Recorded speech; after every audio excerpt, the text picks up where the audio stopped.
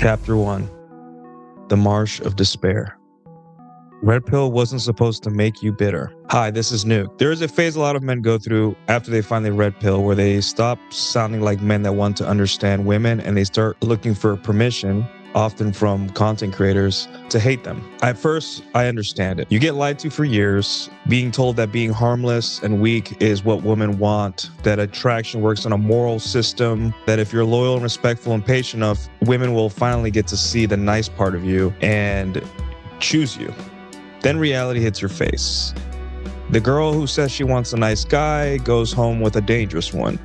The ex that says, hey, I need space, ends up on a dude's couch 2 weeks later. And the girl that says looks don't matter is with a guy that's objectively handsome, even though she said it's not important to her. So yeah, guys get angry, and it's understandable. And I don't think this is a bad thing. I don't think it's pathetic that guys get angry. Anger is an emotion, and you are allowed to feel it. But here's the problem. Guys build this house of anger and live there and stay there forever. And the thing is, when you take the red pill, it's not supposed to stop you from getting what you want or keep you in this anger. It's supposed to wake you up and get you to move on with your life. You're not supposed to rot there for the rest of your life. Chapter 2. Rage is a door, not a home. The rage face is real. It is the moment where the old story dies before the new one becomes useful. You are no longer innocent. You are no longer competent yet. You are lost and you are angry. You were lied to. Everything is not what it seems and you're confused. It's an ugly place to be.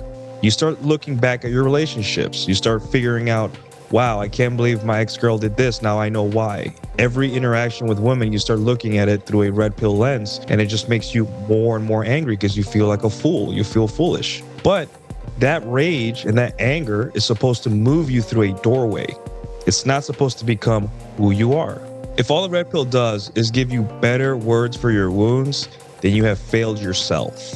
All you're doing is collecting more evidence that women are bad, that women are hypergamous, that women are cruel, that women are avoidant, opportunistic, whatever negative connotations you've assigned to women, and that doesn't move you through anything. You're stuck. You become a museum curator for your own pain. You are not free.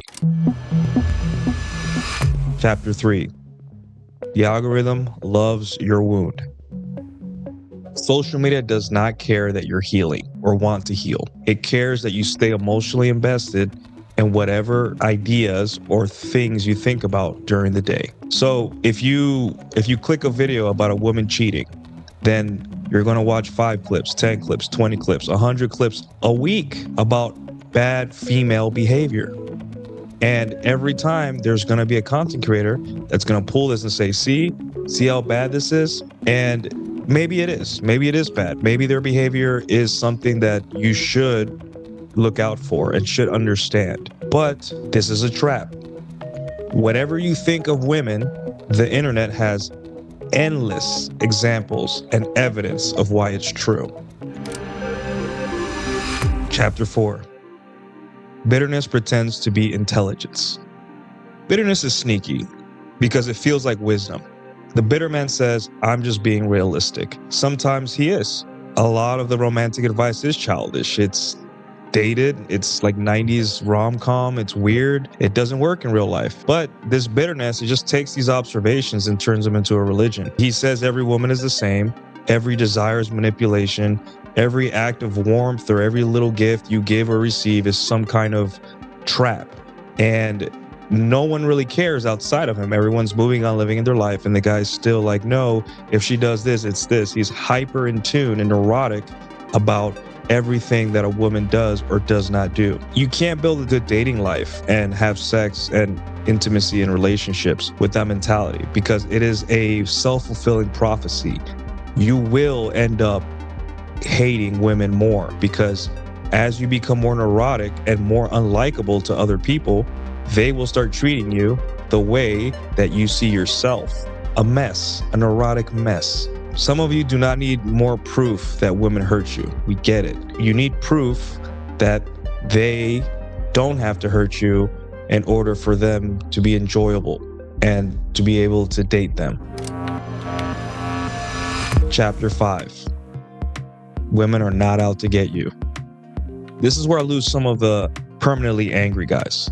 Women are not out to get you. Now, before you guys get mad at me or stop the video, realize that some women will use you. Of course, I am not saying that women are free of judgment or that all of them are good. It's not a binary. It's not a 1-0 situation. Women will lie, just like we do. Some of them will keep you around for attention.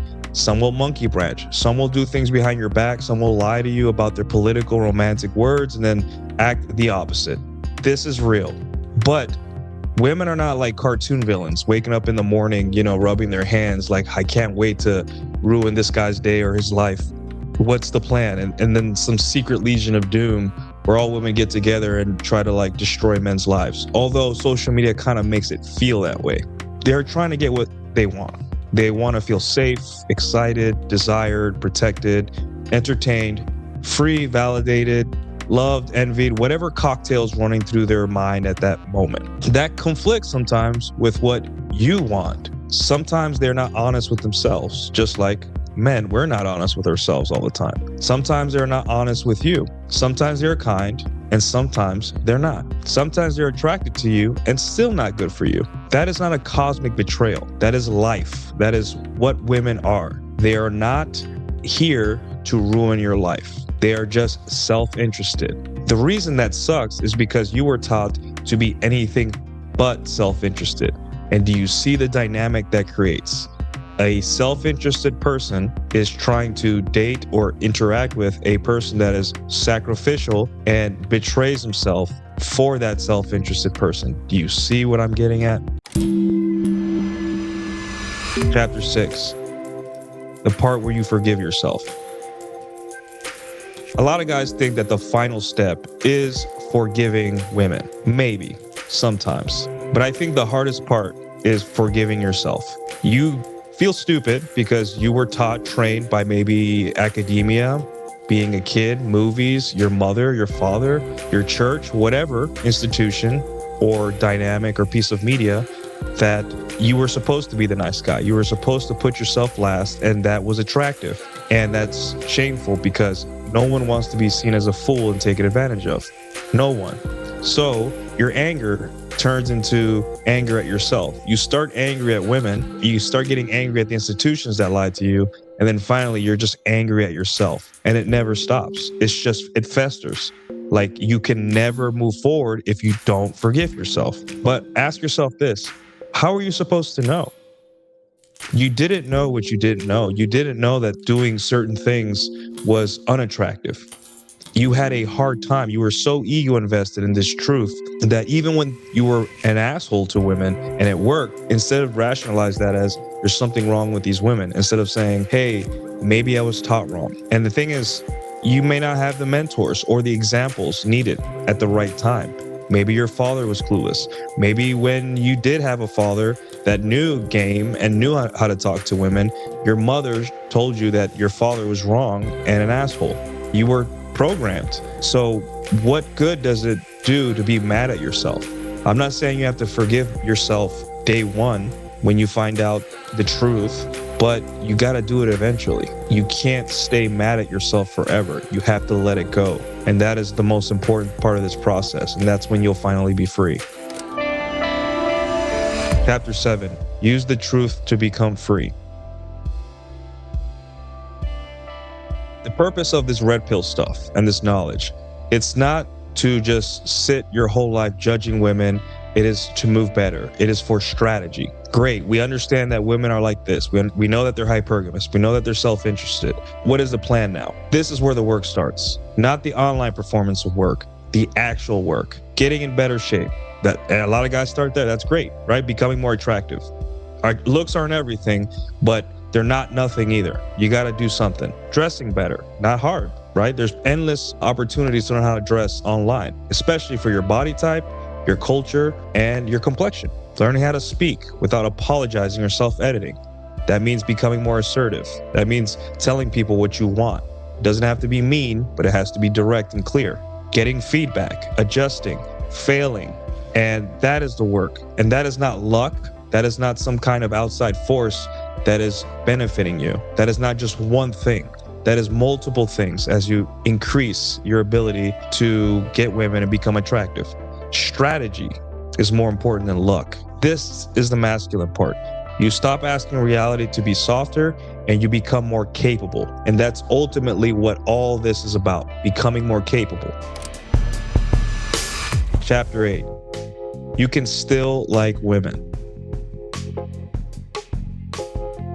One of the funniest things about this space is that a lot of men talk about women so much, you would think they secretly still like them. That's funny, isn't it? A lot of men come to this space and that's all they talk about. Women, women, women. Women are good, women are bad, women do this. And I'm like, I think you guys still like women a lot. And that's okay.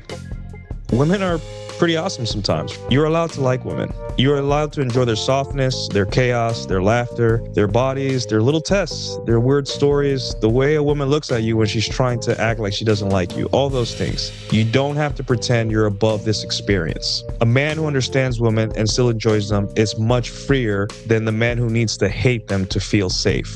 And that blows a lot of minds because the goal is not to go back to blue pill innocence, to be vulnerable, to believe in the Disney fairy tale of how to deal with women. It is to accept them for what they are, not for what they could never be, and go from there. It's sobering.